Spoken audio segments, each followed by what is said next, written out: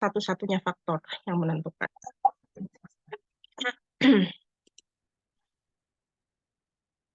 Nah, ini jadi adanya peningkatan berat badan ketika pada janin itu ketika ibu mengalami malnutrisi ya atau kurangnya berat badan itu akan menurunkan ekspansi volume darah.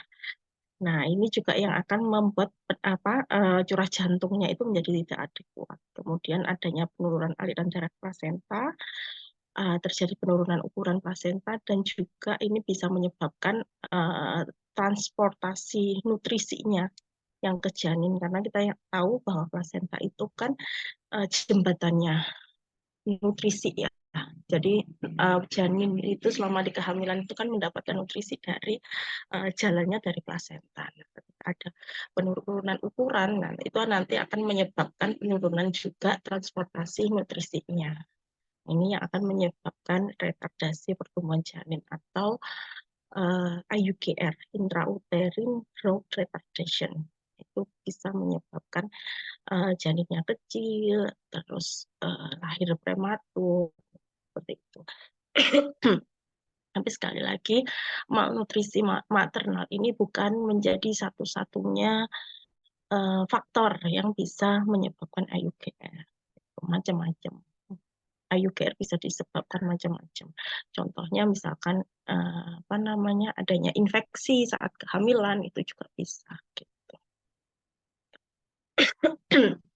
Nah, salah satu indikator untuk menentukan status gizi pada ibu hamil itu dengan IMT ya.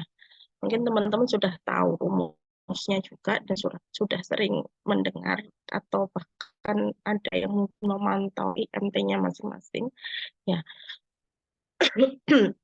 Jadi rumusnya seperti ini, berat badan per tinggi badan dalam kilo maupun dalam meter persegi. Kemudian ini klasifikasi status gizi menurut IMT, jadi ada gizi kurang, normal, kemudian gizi lebih, obesitas 1 dan obesitas 2. Ini menurut WPRO, tapi ada beberapa sumber juga yang mengklasifikasikan berbeda. Nah, kemudian ini pertambahan berat badannya. Jadi apabila dilihat dari status gizi dari IMT, apabila ibu itu gizi kurang, dan IMT sebelum hamilnya kurang dari 18,5, ini seharusnya pertambahan berat badannya sekitar 12,7 sampai 18. Nah, pertambahan berat badan setiap minggu selama trimester 2 dan 3 itu sekitar 0,53. Nah, kemudian jika mengandung bayi kembar, pertambahan berat badan antara 16,7 sampai 24,5 untuk status gizi normal. Dan rata-rata biasanya itu kalau gizi ada yang mengatakan juga bahwa 1 bulan itu harus naik 1 kilo. Ada yang mengatakan juga seperti itu. Tapi kalau misalkan dia di sebelum hamil atau status gizinya itu dia sebelum hamil itu sudah obesitas atau overweight, itu juga berarti tidak harus 1 bulan 1 kilo, gitu, bisa menyesuaikan. Ya, yang penting sih juga memantau janin ya. Jadi yang dipantau bukan hanya berat ibunya aja, tapi berat janin. Makanya kalian kan ketika pemeriksaan kehamilan kan juga belajar. Misalkan dengan ANC, dengan pemeriksaan kehamilan secara normal, itu memeriksa TBJ, taksiran berat janin dari TFU, atau mungkin kalau pemeriksaan menggunakan USG itu biasanya sudah ada sendiri, langsung muncul sendiri. Gitu. Nah, ini pertambahan. Jadi berat penambahan berat badan ibu hamil itu tersebar di beberapa organ, ya, seperti payudara. Jadi nggak semuanya itu ke janinnya, ke berat janinnya.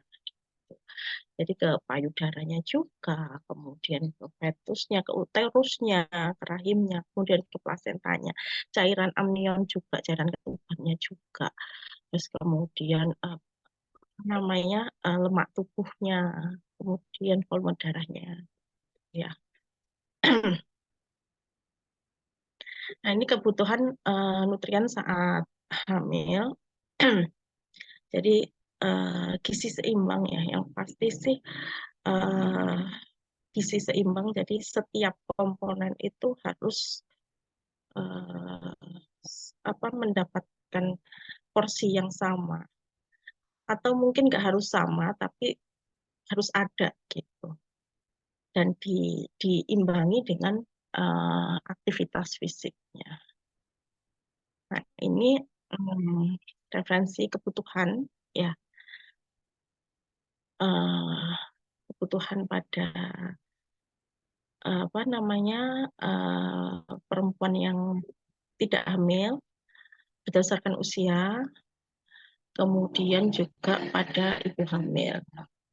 Nah, terkait kalorinya, protein, kemudian vitamin A, D, E itu akan mengalami peningkatan.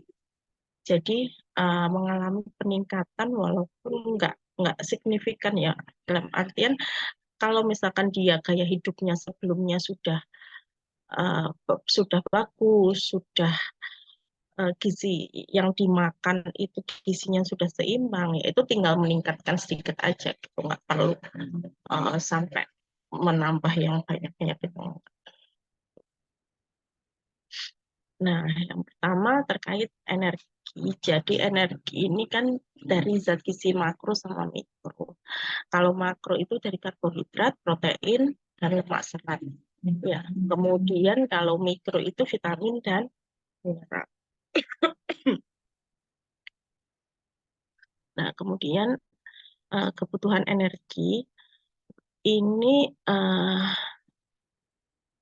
jadi disesuaikan sama trimesternya. Gitu. Jadi perkiraan kebutuhan energi sebelum kehamilan ditambah tambahan energi sesuai trimester kehamilan. Jadi kemarin adik-adik sudah belajar terkait perubahan fisik ya sebelum perubahan fisik saat hamil. Jadi mulai dari trimester 1, trimester 2, trimester 3. Nah, ini yang juga yang akan membuat butuhnya tambahan energi sesuai trimester kehamilan. Gitu. Ya, karena adanya peningkatan berat badan, penambahan ukuran fetus, ya kan, ukuran janin, sehingga aktivitasnya juga akan lebih membutuhkan energi yang lebih. Jadi pada trimester 1 itu kurang lebih tambah 180 kilokalori, kalau di trimester 2 300 kilokalori. Nah, ini kebutuhan energi sebelum kehamilan, hitungnya dari sini 354, konstantanya dikurangi 6,91 kali usia dalam tahun, plus PA kali 9,36 kali berat badan dalam kilo, dan 726 dalam kali TB dalam meter. Ini nggak perlu di ini ya, nanti nice to know aja, jadi nggak perlu sampai dihafalkan dan sebagainya kan. Ketika di klinik pun nanti kalian interprofessional collaboration kan, dengan jadi tetap melibatkan gizi gitu. Kita nice to know aja bahwa memang kalau pada ibu hamil ya kebutuhan energinya itu lebih dari sebelum hamil, sehingga nanti kita bisa uh, aplikasikan ketika memberikan edukasi gitu. Jadi kita tahu, tapi nanti tetap kita harus kolaborasi. Jadi nggak perlu sampai dihafalkan segala macamnya. Nah, ini juga tambahannya energinya. Jadi kalau pada gizi kurang, normal, gizi lebih itu tambahnya seberapa. Ini nanti konsulkan ke ahlinya ya, jadi dietitiannya. Gitu. Jadi kita cukup mengedukasi kalau sudah sampai kebutuhan kalorinya, kebutuhan energinya, nanti bisa kita refer ke dietitiannya. Nah, ini karbohidrat. Jadi, sumber karbohidrat itu kalau dulu zaman saya kecil itu kan 4 sehat 5 sempurna, ya kan, 4 sehat 5 sempurna, sempurna dengan susu. Nggak tahu kalau kalian dulu masih masih nemuin nggak uh, terkait gizi itu. Tapi kan sekarang bukan 4 sehat 5 sempurna lagi, tapi gizi seimbang, ya kan. Nah, kalau ada karbohidratnya, ada proteinnya, ada lemaknya juga, ada seratnya, ada zat besinya, macam-macam. Nah, untuk karbohidrat ini ya bisa dari nasi, roti, mie, umbi-umbian, bihun, kentang. Jadi nggak harus nasi. Tapi biasanya kalau orang Indonesia kan kalau belum makan nasi belum kenyang gitu ya. Jadi nanti ya bisa bisa kita kalau misalkan harus kita lihat juga kalau misalkan pasien itu misalkan ibu hamil dengan GDM gitu ya, gestational diabetes mellitus, nah mungkin kita bisa menyarankan, mengedukasi untuk mengganti nasinya itu dengan karbohidrat, jenis karbohidrat yang lain gitu. Ya, karena kan di sini macam-macam. Karena kita juga kalau pada ibu hamil dengan GDM kita harus mengontrol juga gula darahnya itu. Nah, ini fungsinya sebagai sumber energi utama. 1 gram karbohidrat mengandung energi 4 kilokalori. Ya. Kemudian, nah kemudian ini kebutuhan serat ibu hamil ini akan meningkat karena terjadi perubahan fisiologis kehamilan ya. Jadi kemarin yang menyebabkan konstipasi. Nah, kalau sudah konstipasi ini akan menyulitkan, apalagi kalau ibu hamil dengan riwayat dia punya hemoroid. Nah, itu yang harus hati-hati. Jadi biasanya ibu hamil dengan riwayatnya hemoroid itu biasanya hemoroidnya akan muncul lagi. Sebentar.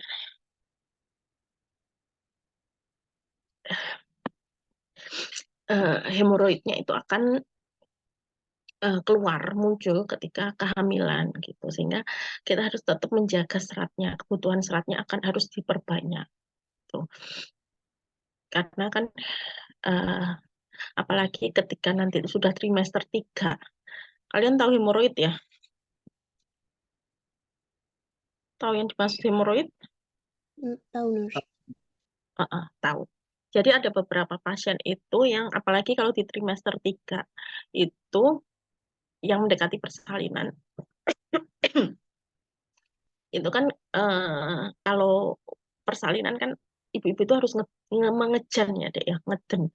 Nah biasanya hemoroidnya itu ikut ikut ikut muncul, ikut keluar gitu loh, dan bahaya kalau sudah sampai pecah gitu. Jadi selama kehamilan kita harus menjaga uh, seratnya harus diedukasi, seratnya diperbanyak karena memang kebutuhan seratnya itu kan akan meningkat karena proses fisiologis tadi yang bisa menyebabkan konstipasi.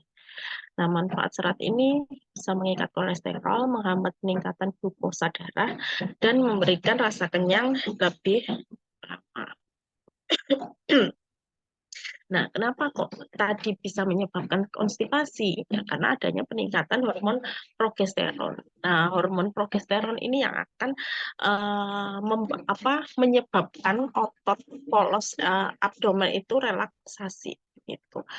Jadi ketika dia harus relaksasi, otomatis gerakan peristaltiknya akan menurun. Gitu. Sehingga itu akan menyebabkan penumpukan di apa usus sebentar. Adik, adik, minta, iya minta tolong pintunya ditutup kalau gitu nak. Minta tolong tutup pintunya ditutup.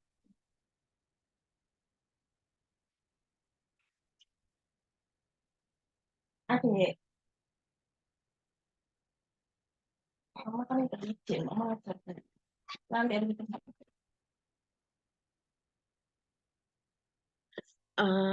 Sampai mana tadi ya?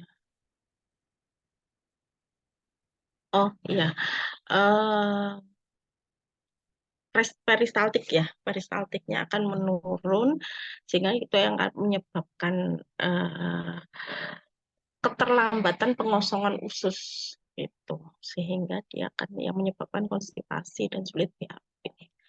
Nah, rekomendasinya ya makan nanti di saat, kemudian juga cairannya harus diperbanyak dan juga menganjurkan aktivitas fisik.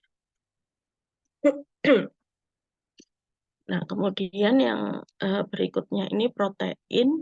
Jadi kebutuhan protein juga meningkat karena ada janin ya di dalam perutnya sehingga apa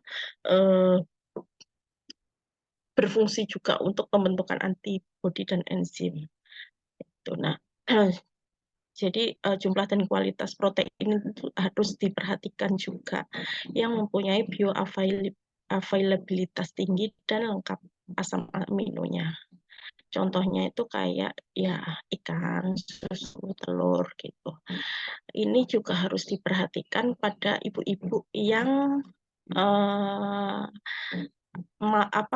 alergi laktosa ya, laktosa intoleran itu. Jadi intoleransi laktosa itu kalau misalkan memang ada alergi gitu ya nggak usah minum susu tuh. Dan sebenarnya uh, biasanya sih ibu-ibu ini ada yang nanya perlu nggak sih apa namanya uh, apa itu namanya susu hamil. Nah, perlu nggak sih susu hamil dan sebagainya. Sebenarnya itu kan hanya tambahan. Selama ibu hamil itu sudah tercukupi gizinya, dalam artian ya gizi seimbang ya, karbohidrat, makanannya bisa terjaga. Nggak perlu susu hamil, nggak perlu vitamin ibu hamil, itu nggak perlu. Gitu. Cuma kan kadang itu uh, diperlukan susu ibu hamil maupun vitamin karena ya makanannya kadang ya cip apa ya kadang ya banyak jajannya gitu, kenyang tapi bukan makanan yang bergizi, nggak ada gizinya gitu, lebih ke jajanan-jajanan kayak gitu. Nah, kemudian ini lemak. Jadi 1 gram lemak ini mengandung energi 9 kilokalori. Sumbernya bisa dari susu, ikan, telur, daging sapi, daging ayam, kacang-kacangan, biji-bijian, mentega, margarin, minyak kelapa sawit. Nah, ini juga jumlah dan jenis lemak perlu diperhatikan. Jadi lemak itu kan macam-macam ya, ada lemak jenuh, lemak tak jenuh gitu. Nah, yang asam lemak jenuh maksimal 10%. Dan asam lemak tidak jenuh rantai panjang itu sekitar 5-10%. Itu bisa dari omega 3, DHA, omega 6. Ini juga penting juga untuk perkembangan otak ya, otak janin. Gitu, sumber DHA, ada sari kedelai, telur, ayam, ikan, tuna, udang, belut, tahu, daging sapi, daging ayam. Terus omega 3 ada ikan tuna. Nah, kemudian yang berikutnya zat besi atau Fe. Nah, kebutuhan Fe ini meningkat karena apa? Dan biasanya itu paling banyak terjadi anemia pada ibu hamil. Itu karena memang tidak tercukupinya zat besi pada ibu gitu.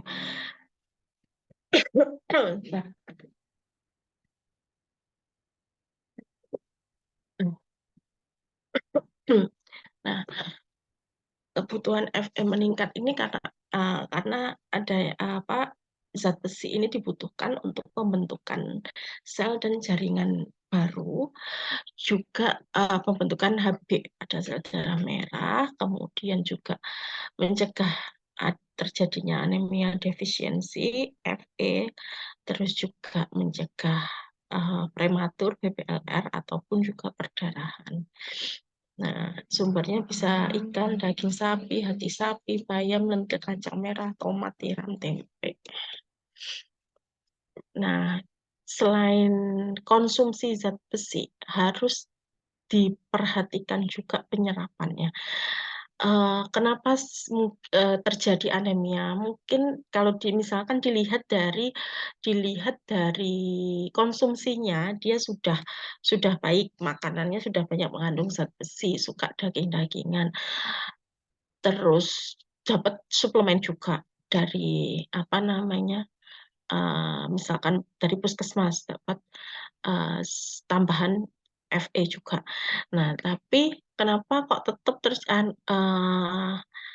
tetap mengalami anemia? Mungkin dari penyerapannya, jadi nggak maksimal karena dia suka konsumsi kopi, teh. Nah, itu juga bisa mempengaruhi penyerapan zat besi. Jadi yang bisa menurunkan penyerapan zat besi itu ada kopi, teh, sereal utuh, kacang-kacangan, dan kalsium suplemen. Ya, yang bisa meningkatkan penyerapan zat besi itu ada vitamin C, terus protein pada daging sapi.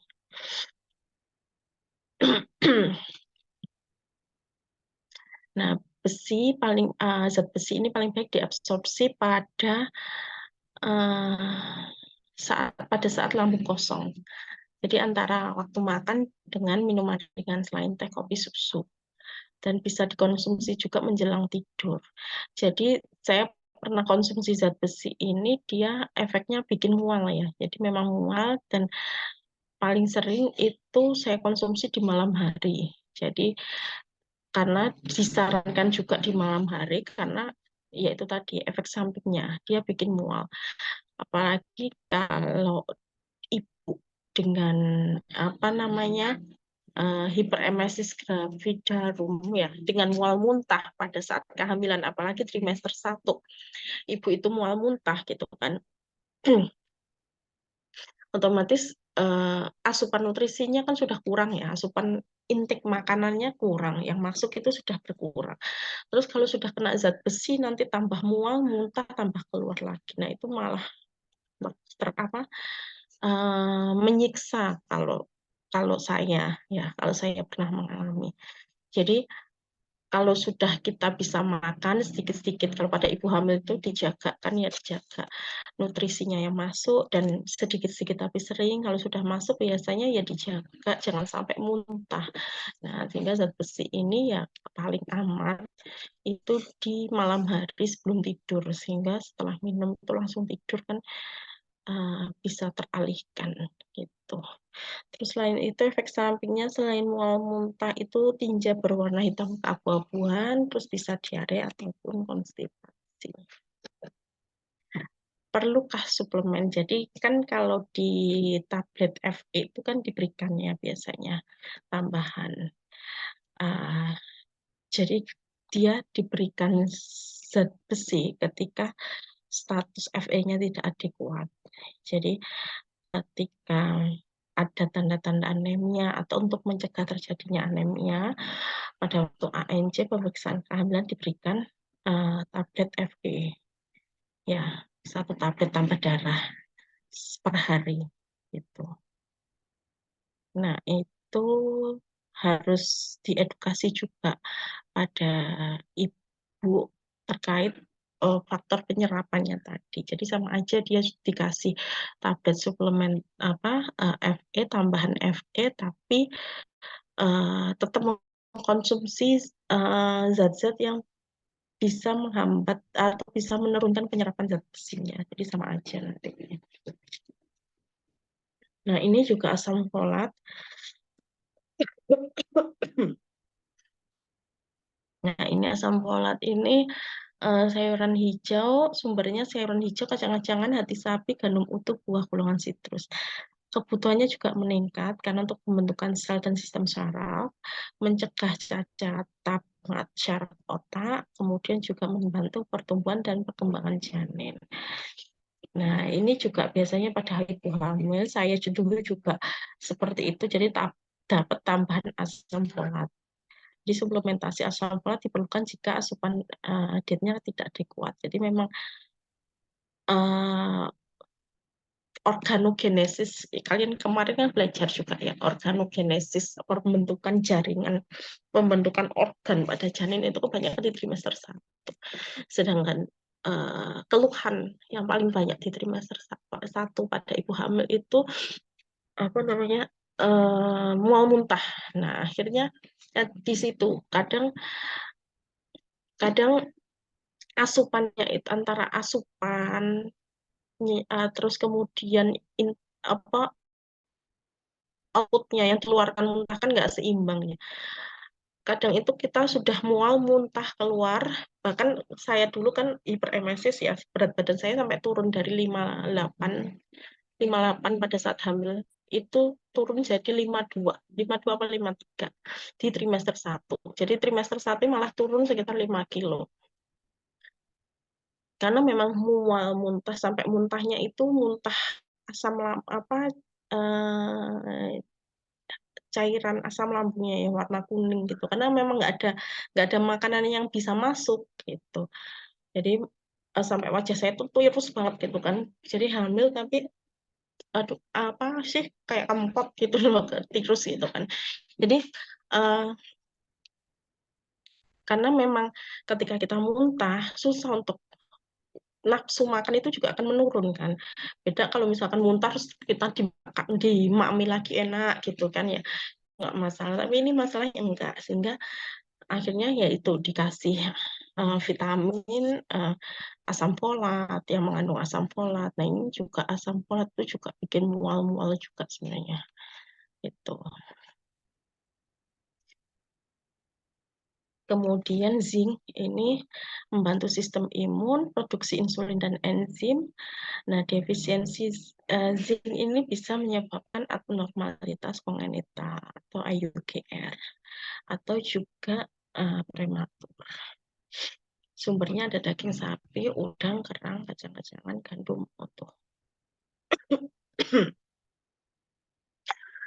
Kemudian vitamin B12 ini mempengaruhi sistem imun juga, bisa menyebabkan kematian intrauterin.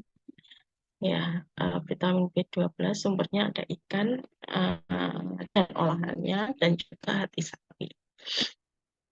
Kemudian kalsium ini dari sayuran hijau, kemudian kacang-kacangan, ikan teri, susu dan olahannya, ada yogurt, keju. Kebutuhannya meningkat karena ini akan mengganti cadangan kalsium ibu untuk pembentukan jaringan baru pada janin, membantu pertumbuhan tulang dan gigi, membantu fungsi syaraf dan otot. Nah, defisiensi kalsium ini bisa menyebabkan komplikasi ya pada kehamilan, preeklamsi, pengkosan tulang dan gigi. Nah, vitamin D ini fungsinya untuk membantu penggunaan kalsium dan fosfor untuk pertumbuhan tulang dan gigi. Jika kurang vitamin D ini bisa menyebabkan terganggunya metabolisme kalsium. Sumbernya bisa ikan tuna, salmon, tongkol, cakalang, minyak ikan, dan telur. Nah, ini asupan vitamin D selain dari asupan makanan bisa ditambah juga dari paparan sinar matahari. Ini juga ada juga yang diberikan suplemen vitamin D. Tapi apabila terindikasi memang ada defisiensi vitamin D ya. Kemudian kolin ini untuk komponen membran sel otak dan saraf. Sumbernya dari telur, kacang merah, buncis, ikan salmon. Kemudian vitamin A, ini yodium. Jadi sumbernya dari ikan, udang, kerang, rumput laut, telur, susu, dan hasil olahan kacang-kacangan garam, yodium. Nah, ini fungsinya untuk mengatur pertumbuhan dan perkembangan janin, sintesis protein, dan sintesis kolesterol darah. Ini bagian dari hormon tiroksin dan triiodothyronin. Ya. Terus T3, T4. Dan ini kalau misalkan ada kekurangan yodium, ini bisa menyebabkan terhambatnya perkembangan otak dan sistem syaraf. Kemudian juga pertumbuhan fisik anak terganggu. Pada ibu hamil dengan hipotiroid itu juga nanti kemungkinan anaknya terjadi hipotiroid juga besar. Gitu. Nah, ini jadi bolehkah ibu hamil itu minum kopi? Jadi sebenarnya itu tidak ada batasan, tidak tidak bukan tidak diperbolehkan, tapi ada batasan gitu. Jadi mau makanan, kecuali memang kalau ada alergi ya, itu yang ada alergi itu yang perlu dihindari. Tapi untuk yang lainnya itu nggak ada batasan, nggak ada halangan, hanya di apa namanya hanya di jumlahnya aja yang di ini ya. Jadi kalau asupan kafein itu kurang dari 200 mg. Nah, ini tidak berkontribusi terhadap resiko keguguran maupun kelahiran preterm. Nah, kafein, kopi, coklat, teh, minuman suplemen energi ini menyebabkan efek diuretik dan stimulan yang mengandung zat yang mengganggu penyerapan zat besi tadi, yang seperti yang di awal tadi ya.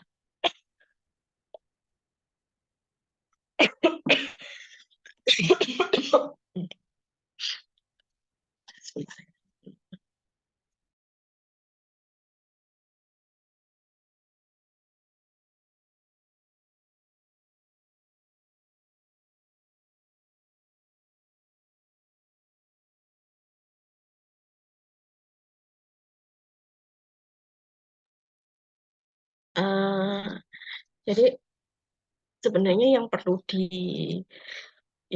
diperhatikan juga biasanya kalau kopi itu kan macam-macam olahannya ya, kopi susu, terus belum lagi kopi ya dengan gula yang banyak. Nah, itu juga yang harus diperhatikan.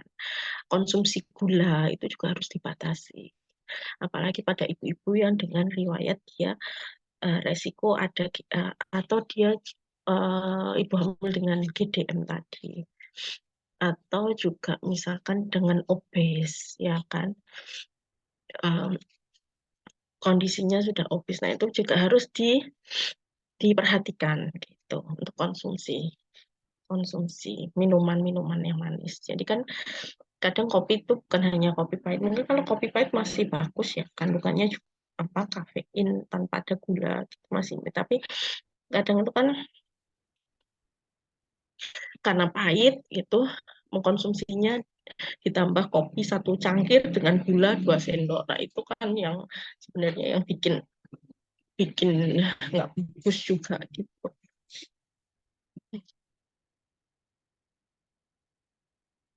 Nah, kemudian yang harus diperhatikan juga pemanis buatan ya. Jadi terkait yang berhubungan dengan aspartam, macam-macam apa namanya sukrosa, sakarin gitu-gitu yang berhubungan dengan pemanis buatan juga harus hati. Nah, ini sekilas aja saya sampaikan terkait mual muntah. Jadi yang biasanya yang menghambat atau yang bisa menyebabkan nutrisi ibu hamil itu menjadi kurang itu ya kondisi-kondisi pada saat kehamilan. Contohnya kayak mual muntah. Mual muntah yang berlebihan. Sebenarnya mual muntah itu wajar, normal, tapi kalau dia sudah sampai mengganggu aktivitas yang sudah berlebihan, nah itu berarti dia abnormal, dinamakan hiperemesis gravidarum. Nah, adanya peningkatan hormon HCG. Nah, kalau yang normal ya morning sickness gitu kan. Morning sickness ya sama di pagi bisa mual muntah, apa bisa mual muntah, salah ngomong apa ya, oh ketika pagi, tiap pagi mual muntah, tapi kalau sudah siang itu sudah nggak mual muntah, makan sudah mulai enak. Nah itu morning sickness ya. Tapi kebanyakan itu kalau hiperemesis itu nggak hanya pagi doang, ya wis sepanjang hari, sepanjang malam itu mual muntah, kemudian nggak bisa makan. Nah, itu yang bikin yang berlebihan.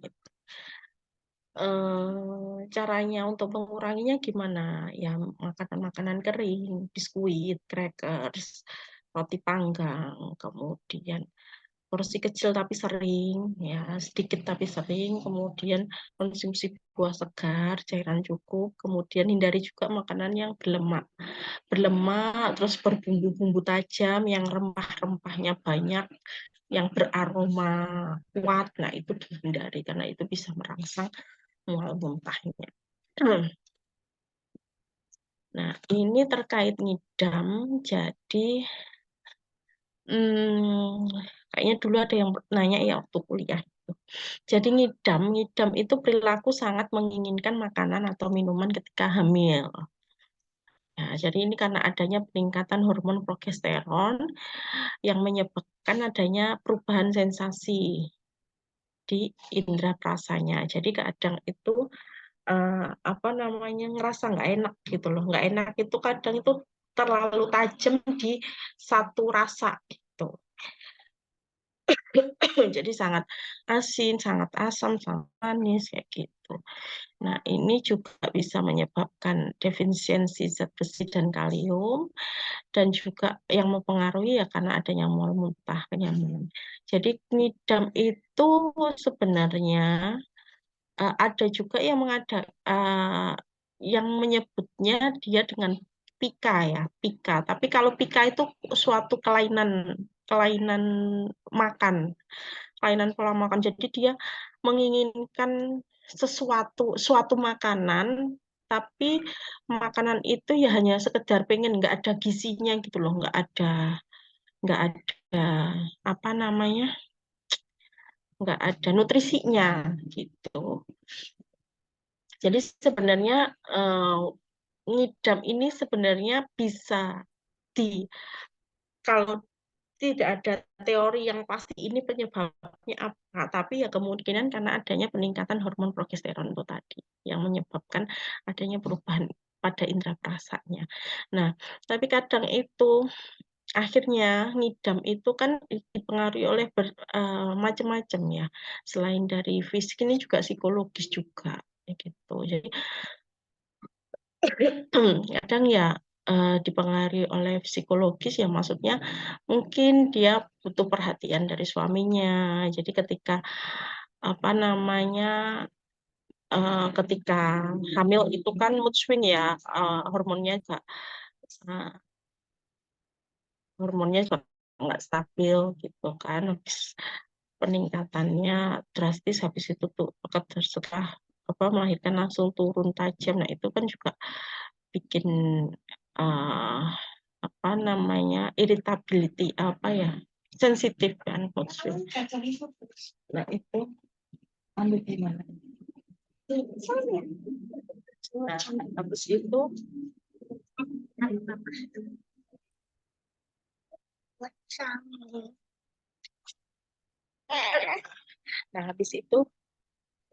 nah habis itu kalau biasanya ngidam itu juga bisa karena adanya psikologis itu tadi, ingin diperhatikan oleh suaminya, keluarganya, itu juga.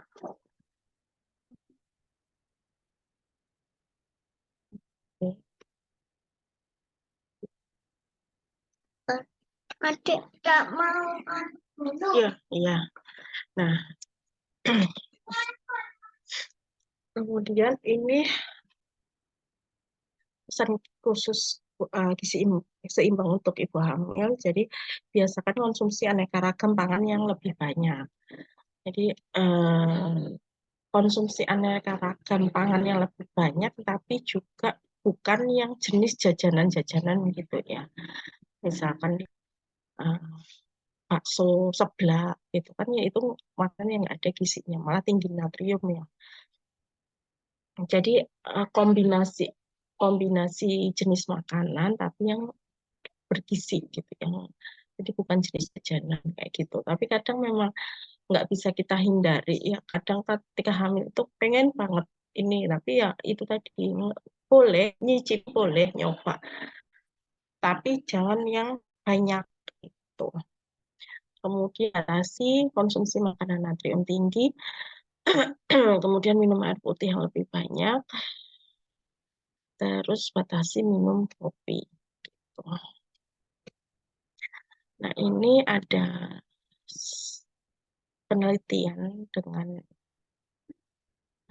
penelitian kami ya dari maternitas yang Astip Devi juga, itu terkait jadi memang ternyata memang pada ibu apa bayi prematur, status gizi ibu itu sangat mempengaruhi, gitu, sangat berpengaruh terhadap kelahiran bayi-bayi prematur. Jadi salah satu faktor yang menyebabkan bayi prematur itu salah satunya adalah status nutrisi ibu. Dan kemarin kebetulan kami ngambil sampelnya itu ibu remaja ya. Nah, remaja ini yang memang PR banget. Kebanyakan karena memang para ibu remaja ini belum siap dengan proses kehamilan. Kemudian ibu remaja ini tidak tahu bagaimana apa namanya, uh, tidak mempunyai pengetahuan yang cukup bagaimana mempersiapkan kehamilan yang sehat. Itu ya, karena mungkin ada yang kehamilannya tidak direncanakan kayak gitu, sehingga memang kalau apa resiko pada remaja yang mengalami anemia juga tinggi. Nah, itu salah satunya yang sehingga bisa mempengaruhi kelahiran prematur. Kemarin juga saya tahun 2002, saya itu 2022 ya, itu juga sama adik-adik mahasiswa itu pengabdian masyarakat di SMA yang di depan Brawijaya itu, yang di Veteran. Nah, ternyata setelah kita cek itu banyak sekali yang HB-nya di bawah normal. Dan sedangkan HB-nya di bawah normal, kalau misalkan itu tidak diketahui dan tidak diatasi, nah itu kan bisa mempengaruhi jangka panjang. Ya kan? Tuh. Sebenarnya nggak harus, kalau HB-nya turun, HB-nya rendah gimana? Apa harus transfusi darah? Nggak sampai segitunya juga. Selama misalkan turunnya itu hanya beberapa, dan bukan karena kondisi tertentu, ya bisa ditingkatkan dari makanannya gitu. Pola konsumsi makanannya itu sayuran-sayuran hijaunya, terus kemudian daging gitu ya, itu yang mungkin bisa diperbanyak. Nah, kemudian mungkin dari yang gizi kehamilan ada yang ditanyakan. Ada yang tanyakan dari adik-adik?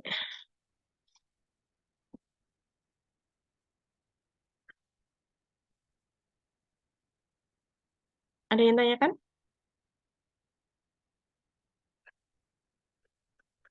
Enggak ada. Lanjut ya. Oke. Kemudian menyusui ya.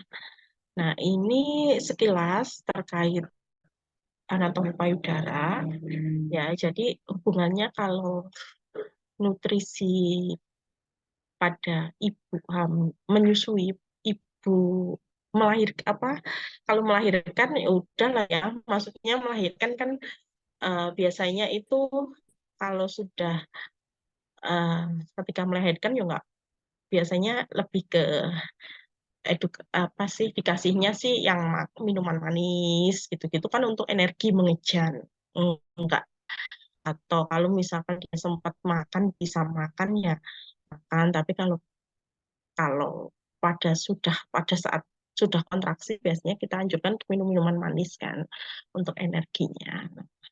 Setelah itu postpartum. Nah, postpartum ini arahnya kan menyusui ya. Jadi kalau ibu hamil tadi pertumbuhan janinnya dalam, kalau yang ini bayinya udah keluar. Nah, ini kan menyusuinya. Nah, ini jadi terkait menyusui, jadi kelenjar payudara ini juga akan nanti di manajemen laktasi dengan kalau nggak salah ya, nanti juga akan dibahas ini. Nah, kemudian keuntungan menyusui ini kandungan gizi sempurna, tumbuh kembang bayi optimal, menurunkan resiko berat badan lebih ketika dewasa. Kemudian juga selain itu bonding attachment-nya ya, yang paling penting itu bonding attachment. Jadi bukan hanya karena sekarang banyak uh, apa namanya banyak cara untuk bisa memberikan ASI pada ibu ya dengan uh, apa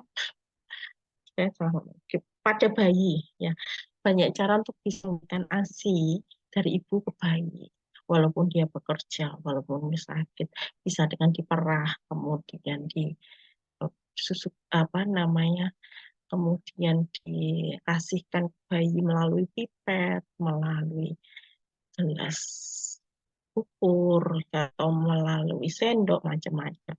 Tapi sebenarnya ya itu tetap dikatakan tetap bayi itu mendapatkan ASI eksklusif gitu. Ya, tapi sebenarnya uh, ur, apa namanya urgensinya kenapa kita harus menyusui langsung ya, karena bonding attachment-nya ini yang nggak bisa digantikan gitu. Dan itu yang lebih penting dari apapun, dan itu hanya uh, apa dialami oleh wanita ya pada saat bayi itu kecil gitu, pada saat itu apa anak itu masih bayi gitu. Jadi bonding attachment akan apa ya, bayi itu akan memiliki kedekatan yang lebih itu. Nah, ini itu tidak bisa digantikan dengan apapun. Ya, ketika dia menyusu, dia akan mendengarkan ikut apa akan mendengarkan, merasakan detak jantung ibunya, rasa aman, nyaman, kedekatan dengan ibunya gitu. Ya, beda kalau misalkan walaupun dia dikasih ASI, tapi dikasihnya dengan pipet dan sebagainya. Nah, itu kan nggak ada bonding attachment-nya kan dengan ibu. Jadi salah satu keuntungan menyusui yang apa namanya yang tidak bisa digantikan.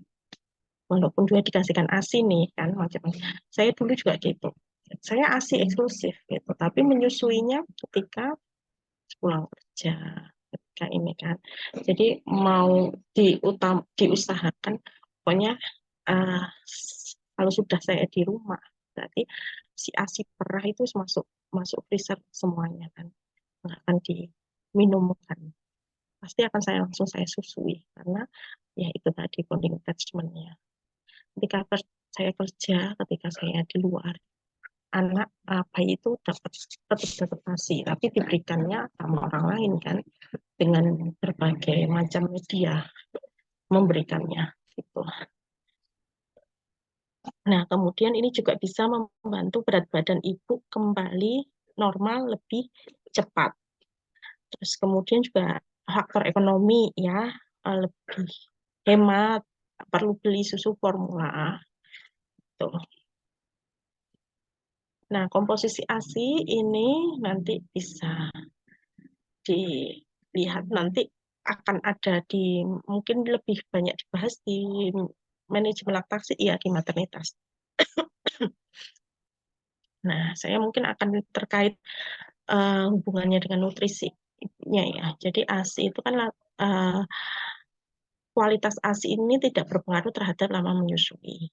Nah, ketika ibu itu menyusui, otomatis dia akan membutuhkan energi lebih, nutrisi yang lebih gitu. Nah, ini kolostrum, ini asimatur, nanti akan di maternitas akan dibahas. Nah, ini terkait kebutuhan energi dan zat gizi busui. Nah, asupan makanan yang adekuat ini penting untuk memelihara kesehatan ibu dan produksi ASI. Jadi memenuhi kebutuhan energi dan zat gizi. Jadi namanya ASI itu dia akan dipengaruhi oleh hormon prolaktin dan oksitosin ya untuk memproduksi dan mengeluarkan itu. Jadi selama apa namanya?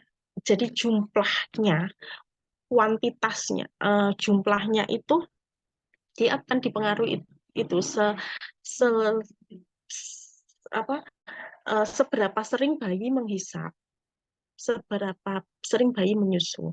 Tetapi kandungan air susu yang dikeluarkan, nah itu juga harus dibutuhkan dari asupan makanan yang adekuat. Jadi kadang itu kan tadi ada ASI matur sama ASI formilk sama high milk ya, susu awal yang sama susu akhir. Nah kadang itu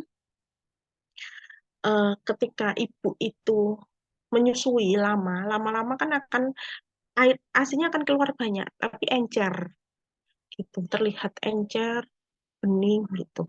Karena ibunya nggak makan deh, nggak ada asupan sehingga memang asupan harus diimbangi dengan asupan makanan yang adekuat gitu.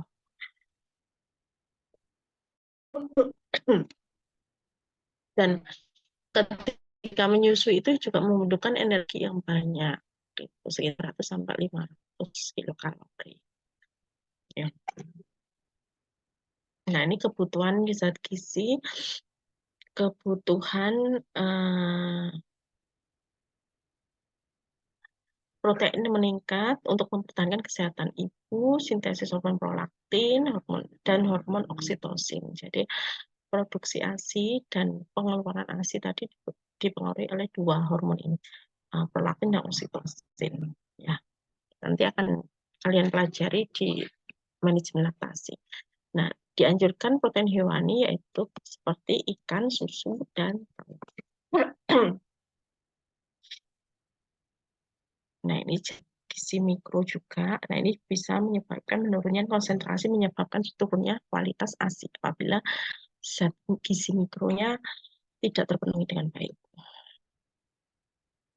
Ini ya zat gizi makro kebutuhannya vitamin A untuk penglihatan, sistem imun, menjaga jaringan epitel, kemudian B1-nya untuk koenzim metabolisme karbohidrat dan asam amino. Kemudian kalsium ini hampir sama juga. Tambahannya untuk jadi peningkatan kalsium ini cuma untuk ini ya produksi ASI, sehingga ASInya mengandung kalsium tinggi. Gitu. Kemudian ini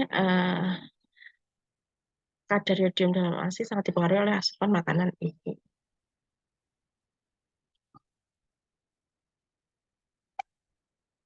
Terus kemudian ini vitamin B6, asam folat. Mama tadi dengar nggak siapa yang main gitar? Main gitar? Ya. Siapa? Kan Bagus. Pakai gitarnya siapa? yang di atas. Oh, tadi ke atas. Di atas kan? Iya. Terus kemudian vitamin B6, kemudian asam folat. Ini defisiensi asam folat ini bisa menyebabkan anemia megaloblastik. Kemudian zat gizi busui ya dari zat besi sama cairan ya. Nah, ini harus diperhatikan juga adanya alergi, intoleransi ya. Jadi apabila sering mengkonsumsi telur, susu ikan dan sumber jenis-jenis yang lain dalam waktu yang lama itu juga bisa menyebabkan alergi. Nah, itu yang harus diperhatikan. Jadi kalau bisa diusahakan jangan, kalau misalkan memang konsumsi telur ya harus di variannya, uh, kombinasinya, variasinya harus harus bervariasi. Ya, jangan telur terus. Ini juga akan menyebabkan resiko terjadinya alergi atau intoleransi. Kafein dan soda juga dihindari kalau bisa, karena kandungan gulanya pada soda cukup tinggi. Dan dari literatur, 1% kafein kopi yang dikonsumsi dapat masuk dalam ASI. Jadi 0,001. Iya betul ya. 0,001. Ya, apa namanya? 0,01. Ya benar ya. Ya itulah pokoknya 1%. Eh, ini juga berlaku juga kayak misalkan kan kalau kalian sering dengar ya, adik-adik sering dengar nggak boleh makan pedas, nggak boleh makan apa namanya, nggak boleh makan apa lagi ya, pedas sih ya, kopi pedas. Nah, itu sebenarnya kalau hanya sesekali aja dan pedasnya nggak banget itu ya nggak masalah. Nah, tapi yang terkadang kan sekarang juga makanan itu banyak yang pedes-pedesan dan apa namanya, lidahnya orang-orang sekarang kan kalau nggak pedes nggak enak gitu kan, jadi konsumsinya terus-terusan. Nah itu yang harus di, dihindari ya, dibatasi, karena selain bisa mempengaruhi ASI itu juga ketika ibu itu mengkonsumsi makanan yang pedas itu kan resiko untuk apa namanya, gangguan pencernaan, ya kan. Kalau sudah gangguan pencernaan misalkan diare, otomatis nanti juga akan mempengaruhi energi, mempengaruhi proses menyusui bayinya juga akan terganggu. Nah ini galactogog ya. Galactogog ini dia dari beberapa, kalau kalian nanti nyoba nyari galactogog itu apa sih, itu terbukti dari penelitian-penelitian itu dia bisa membantu memproduksi ASI. Ya, banyak dari daun katu, daun kelor gitu. Ya kan, apa kalau ibu-ibu hamil itu, kalau ibu hamil, ibu menyusui itu kan kandungan-kandungan apa sih, kan banyak vitamin-vitamin ya, semacam-macam itulah namanya ya. Itu kan kandungannya bisa dari daun katu, daun kelor, juga daun terbangun. Nah, ini bisa merangsang produksi ASI. Jadi ini akan bisa meningkatkan ekspresi gen prolaktin dan oksitosin. Jadi uh, ekspresi gen prolaktin oksitosin ini akan terproduksi banyak sehingga kemudian nanti akan membantu relaksasi dan dilatasi pembuluh darah. Akhirnya oksitosinnya bisa lancar keluar, pengeluaran ASINya bisa deres gitu.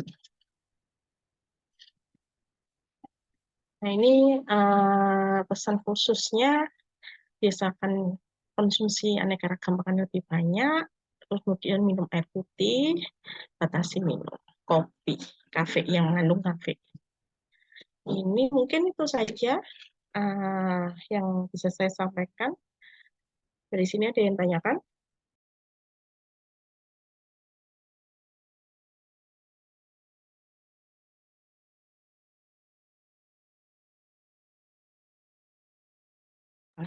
Oh, Riswa, gimana dek? Hmm. Baik, terima kasih Nurse atas kesempatannya. Mm-mm. Jadi kebetulan ibu saya ini lagi menyusui adik saya ya, habis Mm-mm. lahiran. Mm-mm. Jadi ibu saya ini pengen tahu tandanya kalau ASI ibu saya ini cukup atau enggak. Kan biasanya kalau adik saya disusui itu masih rewel, terus ibu saya selalu mikir apa ASI saya kurang gitu. Nah itu tandanya biasanya seperti apa sih Bu? Tandanya kalau ASINya kurang. Iya. Ya, jadi sebenarnya ini masalah yang paling sering juga ya. Eh, apa namanya, yang paling sering dialami oleh ibu menyusui. Jadi merasa bahwa ASINya kurang sehingga akhirnya ya karena pemikirannya itu ya akhirnya nanti akan mempengaruhi produksinya. Sebenarnya kalau dilihat yang Rizka tanyakan apa sih yang tandanya kalau ASI kurang bisa dilihat dari air kencingnya. Ya, air kencingnya itu kalau misalkan dia memang kurang, harusnya kalau bayi baru lahir itu kan berapa ya? Saya lupa, 6 atau 8 kali per hari ya dalam sehari itu. Jadi nanti mungkin kayaknya di manajemen laktasi itu ada. Nah, kalau misalkan dia memang kencingnya kurang, berarti salah satu tanda kalau dia dehidrasi, berarti ASI-nya kurang. Gitu. Terus kemudian dia rewel. Nah, rewel menangis. Rewel menangis itu sebenarnya bukan hanya karena dia haus, ya, tapi mungkin dia bisa karena ngantuk atau mungkin dia kalau dipakein popok itu apa dipakein pampers ya popok itu kotor dia nggak nyaman pokoknya dia ngerasa nggak nyaman itu juga pasti akan menangis karena satu-satunya cara berkomunikasi baik itu ya menangis sehingga kita harus pastikan dulu itu semua kalau dia sudah kita pokoknya sudah bersih kita gendong dia nyaman terus kita susui masih rewel atau itu jadi eh, apa namanya jadi harus kita pastikan dulu gitu. Terus apalagi ya? Jadi yang paling bisa dilihat itu kalau ASI kurang itu ya dari air kencingnya, tanda-tanda dia dehidrasi itu. Dan di yang harus kita ketahui juga kebutuhan kalian sudah kuliah bayi barir belum? Belum. Belum ya. Kebutuhan ASI atau mungkin nanti di manajemen laktasi ya. Kebutuhan ASI pada bayi itu seberapa itu kalian harus pahami. Kalau bayi baru lahir itu kan hanya sebesar biji kelereng ya ininya ya lambungnya. Jadi memang kebutuhannya sedikit gitu. Terus nanti dia akan meningkat. Jadi namanya ASI itu juga akan produksinya itu mengikuti semakin dia kebutuhannya banyak selama sering disusukan otomatis produksinya juga akan semakin banyak gitu. Nah, bayi juga kalau dia ukurannya lambungnya akan semakin membesar, ya otomatis dia nanti akan lebih sering nyusu. Nah, nanti sinyalnya di otak prolaktin, hey prolaktin iki loh. Jadi prinsipnya ASI itu kayak gini loh ya ibaratnya. Misalkan ada pabrik sepatu, permintaan sepatu banyak anak keperawatan banyak yang beli sepatu A. Otomatis kan permintaan itu kan banyak ya dari pasar. Nah, pabrik otomatis akan memproduksi lebih banyak lagi. Karena punya ASI juga seperti itu. Semakin dia sering disusukan, semakin sering bayi itu menyusu ibunya, otomatis dia akan mengirim sinyal ke hipotalamus, ke hipofisis kan ke otak. Ke hipotalamus itu dia akan ngomong, prolaktin ini loh si bayimu butuh ASI banyak. No, dia akan mengirim sinyal itu akan mengisi si lobus-lobus itu diisi banyak pabriknya diisi ASI. Kemudian, nah perasaan senangnya ibu ketika bonding attachment ngelihat bayi mata bayi kedip-kedip-kedip sambil kayak memancarkan sesuatu dan seperti mengucapkan terima kasih itu kan akan membuat ibu menjadi senang ya. Kebahagiaan ibu itu akan merangsang si oksitosin. Oksitosin, kamu hormon bahagia nih. Akhirnya pro, si susu yang ada di pabrik-pabrik tadi itu akan dikeluarkan. Akhirnya bisa keluar memancar deras keluar. Nah, kayak gitu. Jadi ASI itu kayak gitu. Tapi kalau di awal kita sudah menganggap kalau ASI kita kurang, ASI kita apa namanya nggak cukup ini, nah, itu juga akan menghambat nanti. Gitu, gitu Rizfa.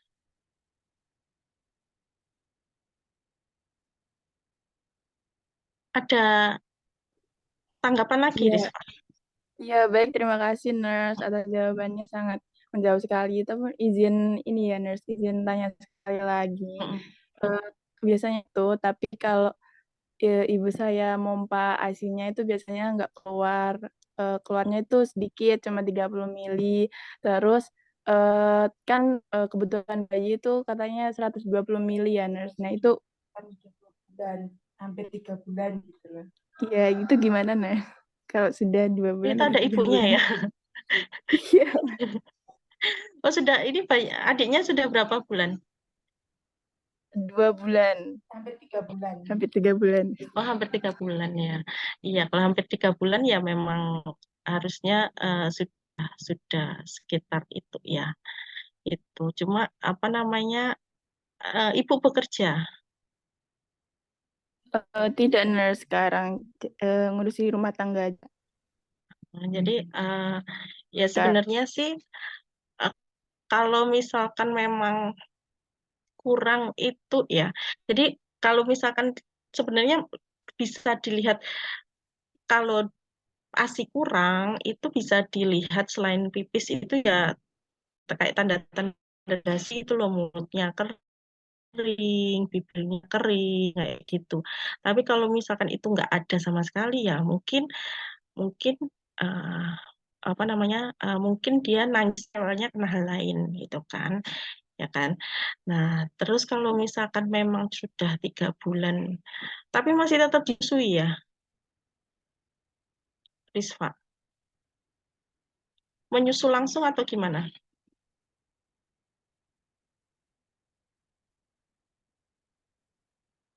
Iya, nurse menyusui langsung ke penyakit. Mm-mm. Ya kalau kalau ini sih ya tetap disusui langsung aja ya. Terus biasanya itu kalau mompa itu produksi yang paling banyak itu di malam hari. Jadi dini hari itu loh, jam 2, jam 1, jam 2, jam 3. Karena saya juga ngomong pengalaman saya pribadi juga ya. Saya mompa ASI ketika usia-usia ketika ketika jam-jam itu dapatnya banyak. Jadi hampir 500, 600 gitu. Pokoknya pas dini hari. Tapi memang challenge ya apa tantangannya yaitu karena kan dini hari yang ngantuk capek gitu. Apalagi kadang kalau sudah apa ada kerjaan lain gitu, pikiran lain. Ya sebenarnya sih kalau terkait menyusui itu juga pikiran juga yang mempengaruhi ya pikirannya. Kadang kita nggak dirasa kita capek, kemudian itu juga akan mempengaruhi produksi ASI-nya. Gitu. Kalau misalkan ya saran saya sih tetap disusui aja, nggak usah nunggu adiknya nangis. Kalau misalkan 1 jam, 2 jam sekali disusui, gitu nanti biasanya terus kemudian makanannya diperhatikan. Pokoknya makanan eh, yang mengandung galak togok yang banyak itu tadi daun katu, oh gitu kan. Saya ingat dulu juga sama apa bapak mertua saya itu tiap hari sampai bapak mertua itu saya itu nyari daun katuk, namanya daun katuk, daun kelor gitu ya, suruh dimasak dimakan itu jadi untuk meningkatkan produksi ASI-nya gitu ya. Terus kemudian ya kombinasi itu sih sering disusui, sering di apa namanya, terus juga disusui juga dilihat posisi dan pelekatannya itu juga bisa mempengaruhi maksimal atau enggak apa fungsi. Jadi nanti Risva ini tugasnya ya. Risva coba nanti cari posisi dan pelekatan yang benar dan menyusui. Jadi harus ada polanya itu manual yang bagian bibirnya sampai meluntir. Dan nanti belajar di mata kuliah materi ya di manajemen laktasi nanti diajari posisi dan pelekatan yang benar seperti apa. Karena kalau posisinya salah, misalkan mulutnya bayi itu hanya masuk di putingnya aja, nah itu juga mempengaruhi. Padahal kan seperti di gambar itu kan yang saluran-saluran pabrik itu kan di bawahnya areola ya. Nah, kalau kita mulutnya bayi itu hanya di putingnya aja itu juga nggak akan bisa mengeluarkan secara maksimal. Nah, itu yang bisa menyebabkan bendungan ASI. Nah, kalau sudah bendung ASI, otomatis pengeluarannya kan nggak banyak. Otomatis nanti juga pengeluarannya sedikit. Oh, ternyata kebutuhannya sedikit. Nanti si pabrik juga akan ngerem nih. Oh, ternyata yang dibutuhkan itu hanya sedikit, ya kan? Nasi butuhnya sedikit. Oh, berarti produksiku nggak usah banyak-banyak. Gitu. Jadi di apa namanya jadinya dikurangi produksinya. Nah, itu juga bisa menyebabkan produksi ASI yang sedikit gitu, yang kurang gitu ya. Yang pasti ya itu yang kalau saya sih susah ngontrolnya dari pikiran, dari psikologis gitu. Ya, mungkin itu Risva ya, semoga bisa membantu Risva dan ibunya. Baik, Yang terima kasih banyak, Nah. Lia, Baik, Nas. Sebelumnya terima kasih atas kesempatannya. Izin bertanya, Nas, kira-kira eh, untuk ibu hamil dengan riwayat diabetes, apakah ada intervensi khusus yang harus dilakukan oleh Nas? Dan kalau misalnya ada, kira-kira apa, Nas? Terima kasih. maksudnya intervensi khusus terkait apa? Nutrisi? Iya, Nurse. Ya, pastinya ini ya kita harus membatasi kandungan gulanya juga pada ibu hamil gitu. Jadi pada ibu hamil dengan GDM kalau sudah punya riwayat diabetes atau eh, terdeteksi atau terdiagnosa GDM, ya pasti kita harus mengontrol kadar gula darahnya. Nah, harus rutin cek eh, apa gula darah GDS, gula darah sesaat atau sewaktunya, gula darah 2 jam postprandialnya, darah puasanya gitu. Dan mungkin nanti kita bisa itu tadi apa namanya eh, menyarankan substitusi dari makanan-makanan yang mengandung gula. Misalkan kayak tadi nasi putih, kalau biasanya konsumsi nasi putih, ya kita bisa bantu untuk menggantinya misalkan dengan roti atau nasi merah. Mungkin nasinya kandungan gula sedikit gitu. Ya, nanti bisa labras kayak gitu. Terus juga kita kontrol juga berat badan janinnya karena salah satu komplikasi dari ibu dengan GDM itu makrosomi ya. Janinnya itu gede. Makrosomi itu janinnya itu lahirnya jadi gede, lebih dari 4 kilo. Tuh, itu kita juga harus mengontrol berat badan janinnya. Gitu Alia. Ada lagi Alia? Sudah, Nurse. Terima kasih. Ya. Ada lagi mungkin adik-adik yang ingin tanyakan ya atau yang perlu didiskusikan? Nggak ada. Sudah cukup? Baik. Kalau sudah cukup mungkin itu saja yang bisa saya sampaikan.